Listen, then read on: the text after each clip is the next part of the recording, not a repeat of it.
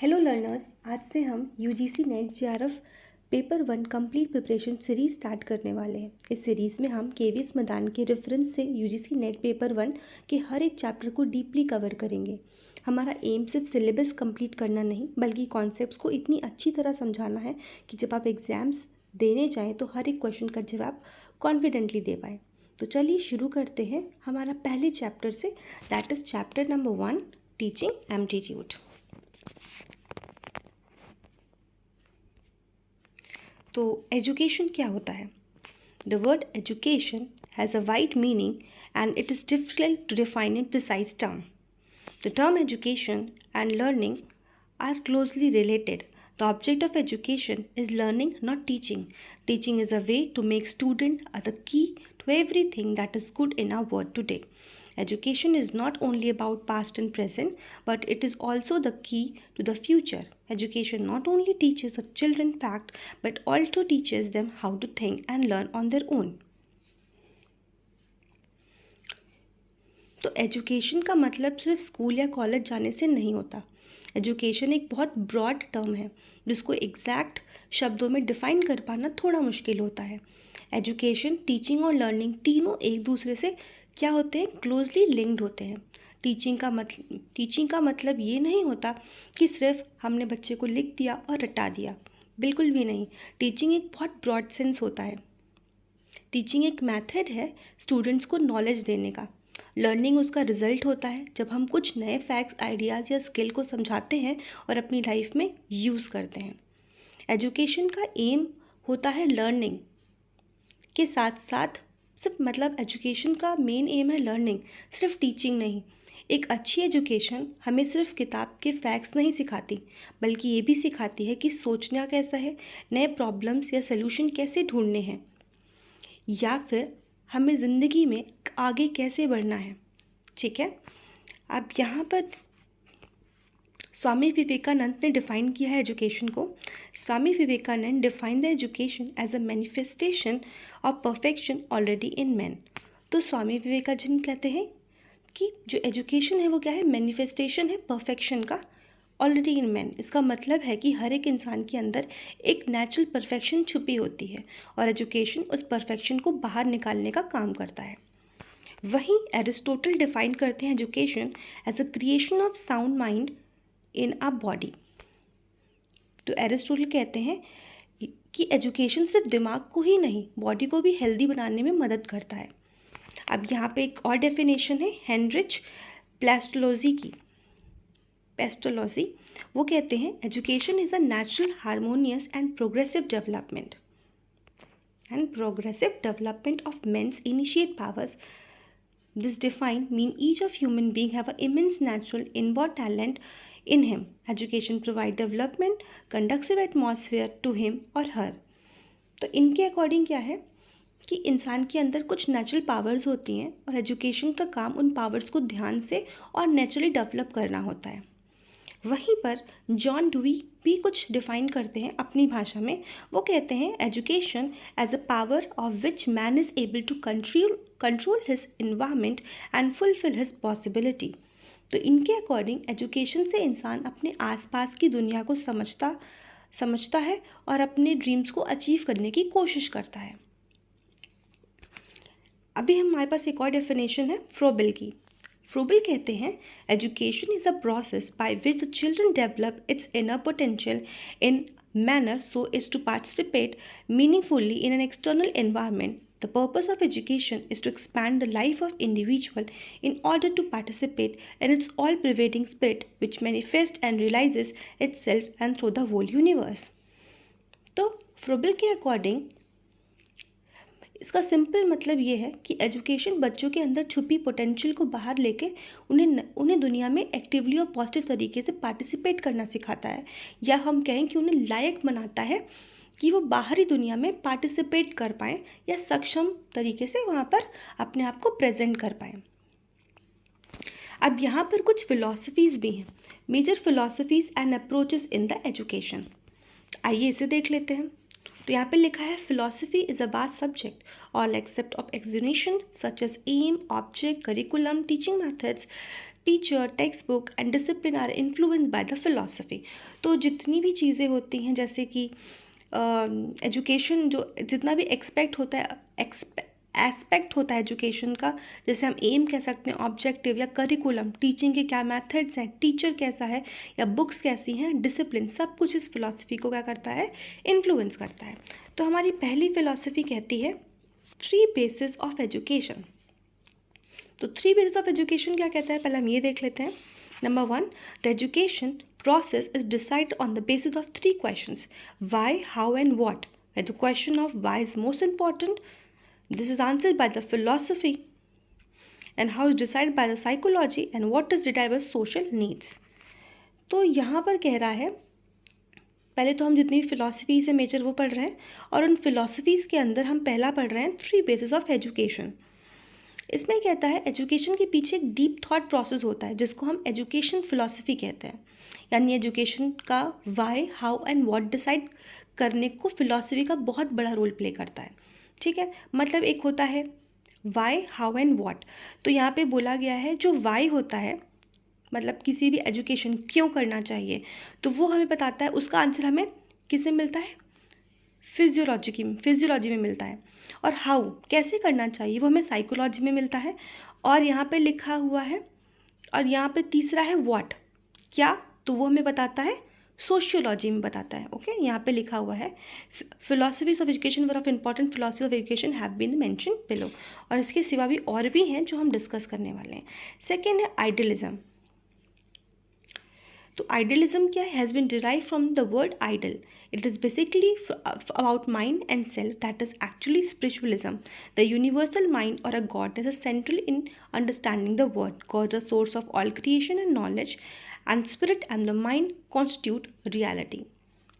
Values are absolute, eternal and unchanging. Real knowledge is perceived in mind that is more important than knowledge gained through the senses. Man has a superior nature that is expressed in the form of intellectual culture, morality, religion. तो यहाँ पर बात की गई है idealism की। ये philosophy कहती है कि माइंड और स्पिरिट सबसे इम्पॉर्टेंट है। गॉड को सब क्रिएशन का सोर्स मानते हैं, ठीक है, भगवान को हम क्रिएशन का सोर्स मानते हैं। रियल नॉलेज हमारे माइंड के थ्रू आता है, सेंसेस के थ्रू नहीं आता। यहाँ पे आइडियलिज्म कहता है ऐसा, ठीक है।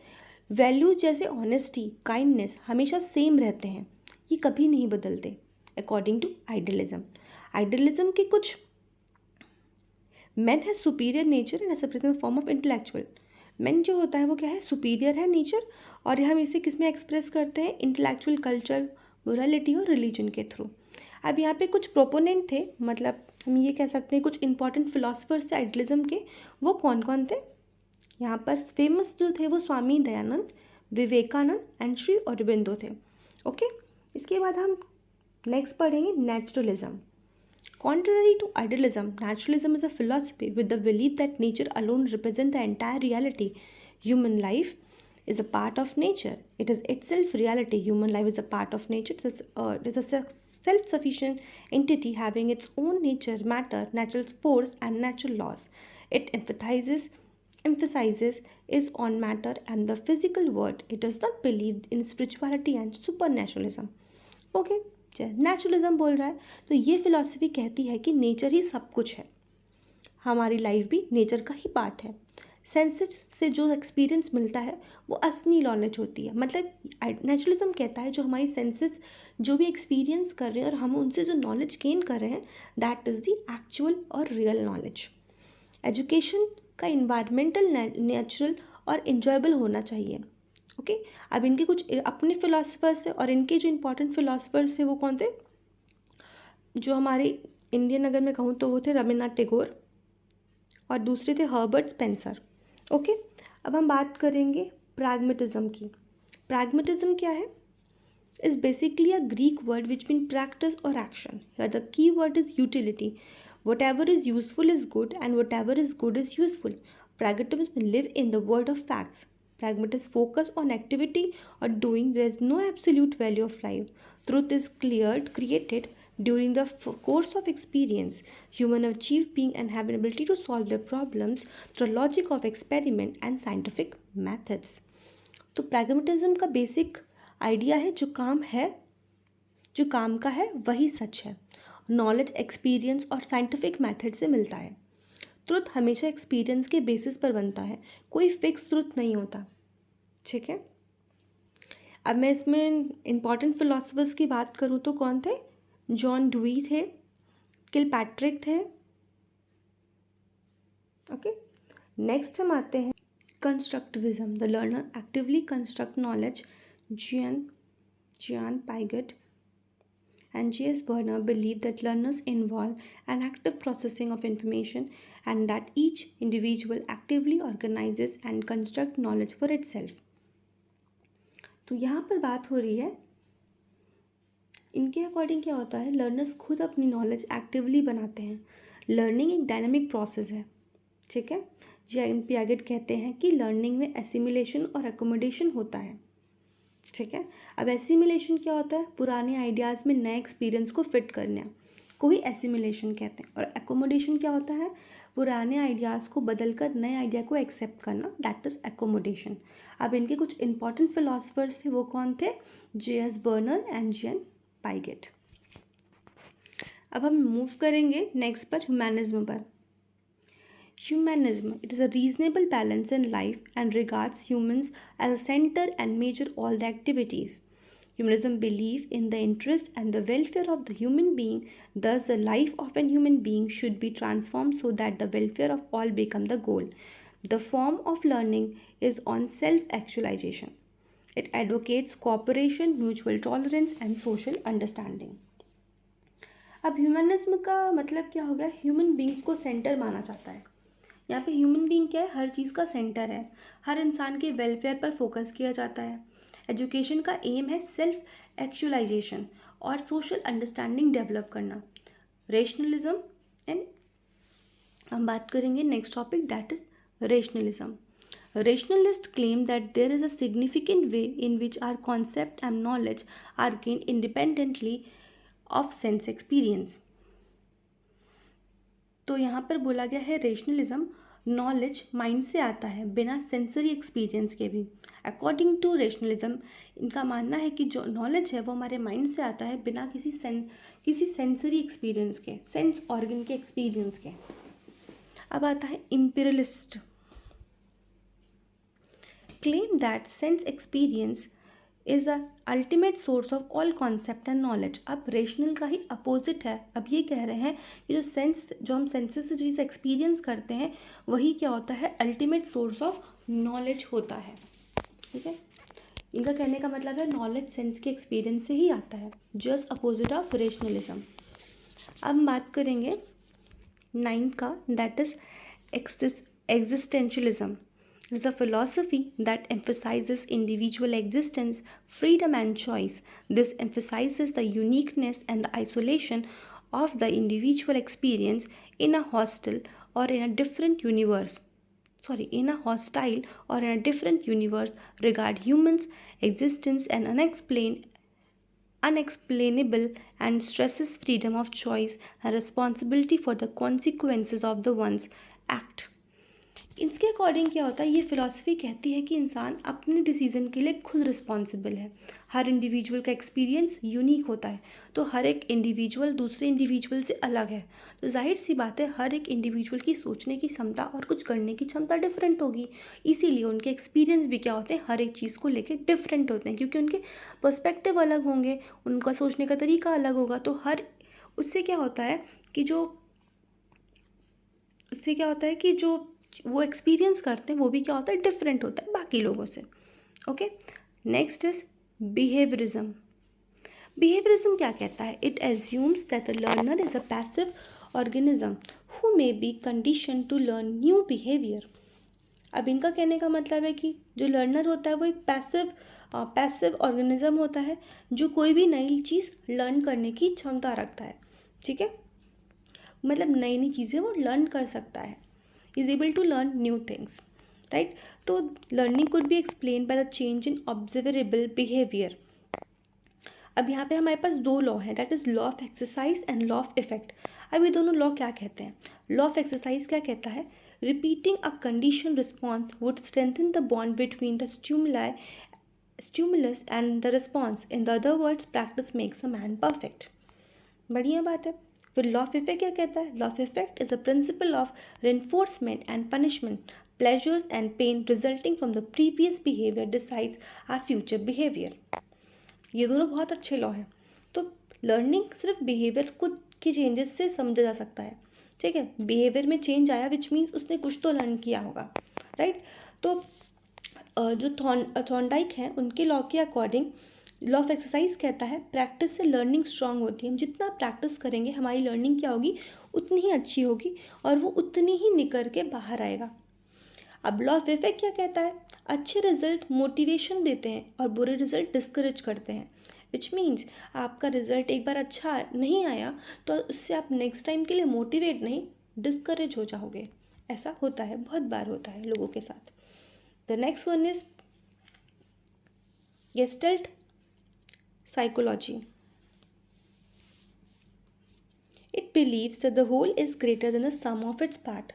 For example, in the human body, there are cells, tissue, organs, system. The sum of all these components is greater than the sum of the part. This is because the parts are interrelated to each other. अब जो ये gestalt है ना,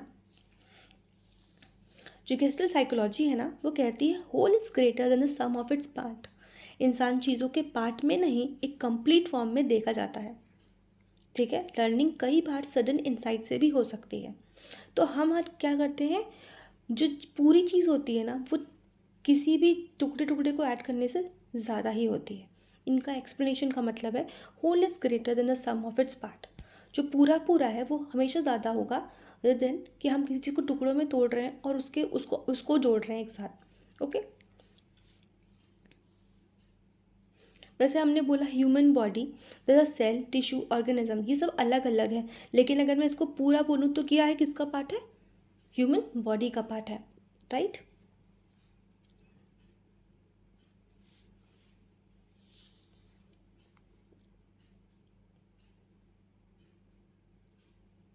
next is eclectic philosophy. तो eclectic philosophy क्या कहती है? Is nothing but the fusion of knowledge from all sources. It is a peculiar type of knowledge philosophy which combines all good ideas and principles from the various philosophy. There are many more philosophies of education, and each of these philosophies have its own contribution and limitation. Not a single philosophy is complete in itself. A single philosophy cannot be applied successfully in all situations because the world and its values are continuously changing. The education system also changes from time to time. तो eclectic philosophy क्या कहती है? सब philosophies के अच्छे point जो हैं वो मिलाकर बैलेंस करके इस फिलॉसफी में आ गए हैं. पहली बात तो ये है, ये एक्सेप्ट करता है कि अलग अलग सिचुएशन के लिए अलग अलग अप्रोचेस ज़रूरी हैं. तो हमने अब तक जितने भी पढ़े उनका मानना ऐसा नहीं था, पर एक्लिटिक फिलॉसफी कहती है, वो ऐसा मानती है कि हर एक सिचुएशन के लिए अलग अलग अप्रोचेस ज़रूरी होती हैं, राइट. और यहाँ पे वो यही कह रहा है. इन शॉर्ट में इसका कहने का सिर्फ इतना मतलब है कि जो हर एक फिलॉसफी होती है वो अलग अलग सिचुएशन पर अलग अलग अप्रोचेस को यूज़ करके हम सॉल्व कर सकते हैं. अब यहाँ पे कुछ आ रहा है important components in education in its proponents. मतलब भाई ये कॉन्सेप्ट किसने दिया था उसके नाम के साथ है यहाँ पर. तो पहला बेसिक एजुकेशन, जैसे हम वार्धा एजुकेशन सिस्टम भी कहते हैं, ये महात्मा गांधी ने ये कॉन्सेप्ट दिया था. नेक्स्ट क्वेश्चन था learning is take place in nature and from nature. तो ये बात कही थी किसने? रविन्द्रनाथ टैगोर ने, कि लर्निंग हमेशा नेचर में करनी चाहिए और नेचर से ही करनी चाहिए. ठीक है, नेचर में करनी चाहिए और नेचर से ही लर्निंग करनी चाहिए, इनका मतलब ये था. इन इंटीग्रल एजुकेशन ये श्री अरबिंदो ने जी ने कॉन्सेप्ट दिया था. Focus on spiritual aspect of Indian philosophy, ये किसने दिया था? ये थे doctor Sarvepalli Radhakrishna. Education to transform human kind, ये जे हैं, ये इन्होंने कौन है? ये J Krishnamurti ji. Next is experiential learning, John Dewey. Self education through development and individuality, Maria Montessori. Next is kindergarten focus on self activity, creativeness and social cooperation. तो इससे कौन थे? Froebel. No formal learning, nature is the only teacher. Rousseau.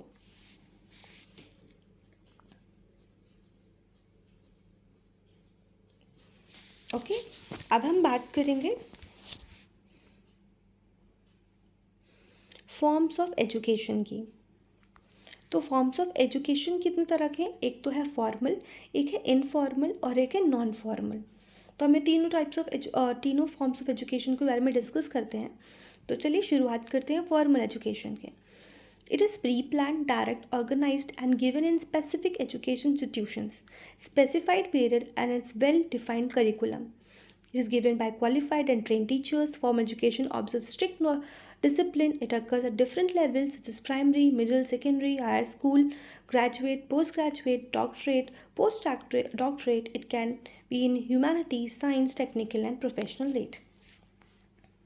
तो जैसे हमने पढ़ा कि जो ये फॉर्मल एजुकेशन होती है पहले से ही प्री प्लान्ड होती है और डायरेक्ट एजुकेशन होती है. ठीक है, ये हम एक इंस्टीट्यूशन में जाके, स्पेसिफिक इंस्टीट्यूशन में जाकर ही पढ़ पाते हैं. जैसे कि स्कूल और कॉलेज की पढ़ाई क्या हो गई, हम कह सकते हैं वो फॉर्मल एजुकेशन हो गई. ठीक है, और ये एक लिमिटेड टाइम पीरियड के लिए होती है, विच मीन्स कि भाई एक साल में हम ट्वेल्थ कंप्लीट करेंगे, फिर नेक्स्ट एक साल में हम फर्स्ट ग्रेजुएशन की मतलब फर्स्ट ईयर में जाएंगे, फिर नेक्स्ट एक साल में हम ग्रेजुएशन के सेकेंड ईयर में जाएंगे. ये मतलब टाइम लिमिटेड होता है कि एक साल के गैप में, या कोई मतलब मान लो 3 साल का कोर्स है, 2 साल का कोर्स है, 1 साल का कोर्स है, ऐसे होता है टाइम पीरियड में. ठीक है, और ये जो टीचर्स पढ़ाते हैं वो काफ़ी क्वालिफाइड और ट्रेंड होते हैं. और यहाँ पे जो पढ़ाई होती है वो पूरे प्रॉपर डिसिप्लिन के साथ होती है. और ये डिफरेंट लेवल्स पे होती है. जैसे हम कह सकते हैं प्राइमरी में, फिर सेकेंडरी में, फिर मिडिल में, फिर हायर सेकेंडरी में, फिर ग्रेजुएट, पोस्ट ग्रेजुएट, ऐसे करके बढ़ता रहते हैं levels. Next we have is informal education. Informal education क्या कहता है? Is quoted by George, a child education is only at school in an uneducated child. Implied reflects upon the importance of informal education. Informal education is not pre-planned and deliberate. It is a direct, indirect and spontaneous. It takes place from day-to-day activities, experience and learning in family or community. There is no formal goal. Okay. तो informal education क्या हो गई?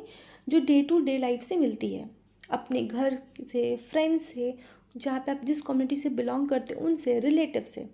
ये natural और spontaneous learning होती है. कोई fix curriculum नहीं होता.